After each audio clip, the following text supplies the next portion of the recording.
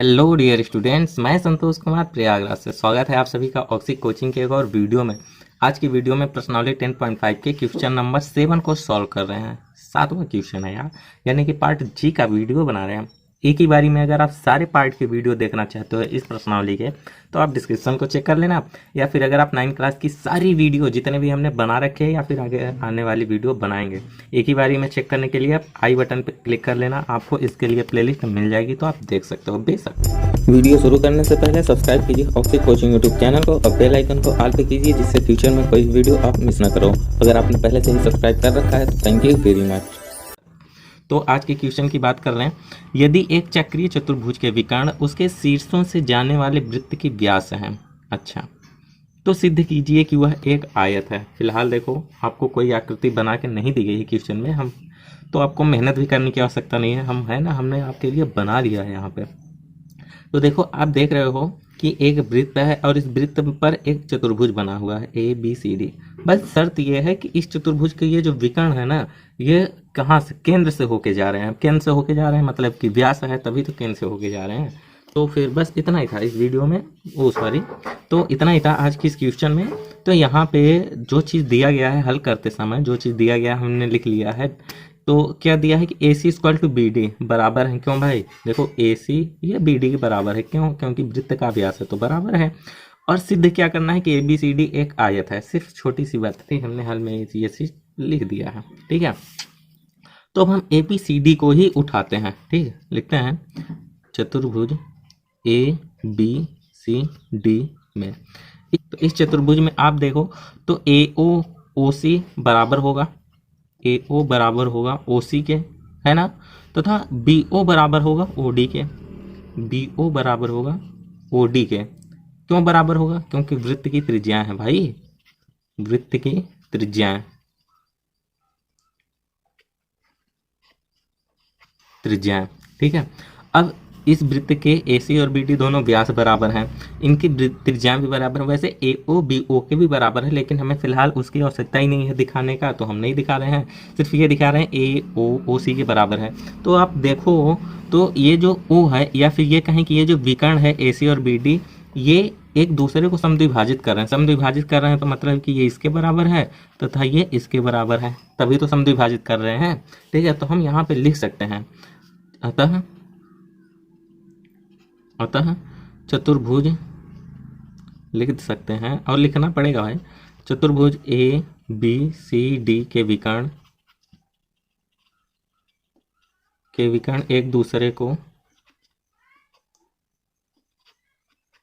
दूसरे को समद्विभाजित करते हैं, समद्विभाजित करते हैं। तो देखो, अब चतुर्भुज के विकर्ण एक दूसरे को परस्पर समद्विभाजित कर रहे हैं, तभी हमने ये चीज़ दिखाया, आपको समझ में आया, अच्छी बात है। अब जब अगर देखो कोई भी चतुर्भुज है और उसके विकर्ण एक दूसरे को समद्विभाजित करें ना, जैसा कि इसमें है, तो वह समांतर चतुर्भुज होता है, यह एक नियम है। तो हम लिख सकते हैं कि अतः ABCD क्या है, एक समांतर चतुर्भुज है, एक समांतर चतुर्भुज है। यह एक समांतर चतुर्भुज का नियम है कि उसके विकर्ण एक दूसरे को समद्विभाजित करते हैं। अगर इसमें समद्विभाजित कर रहे हैं तो ABCD एक समांतर चतुर्भुज है।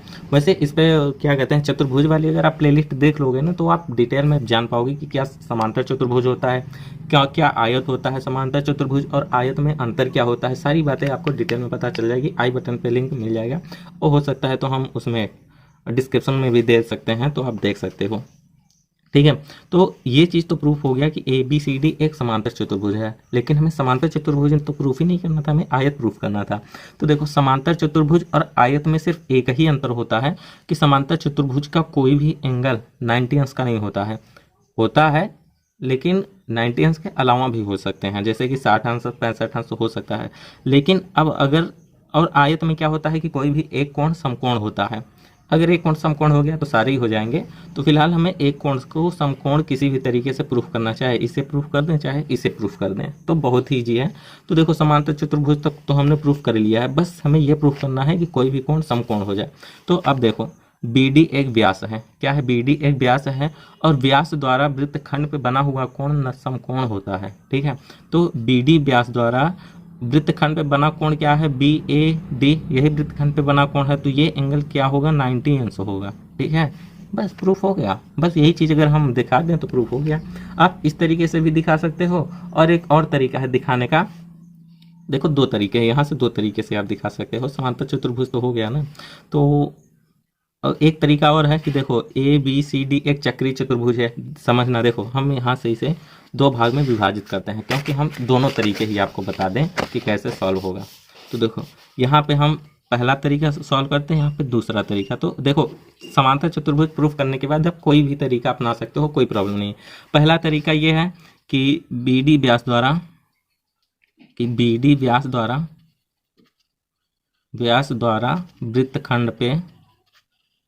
वृत्तखंड पर बना कोण समकोण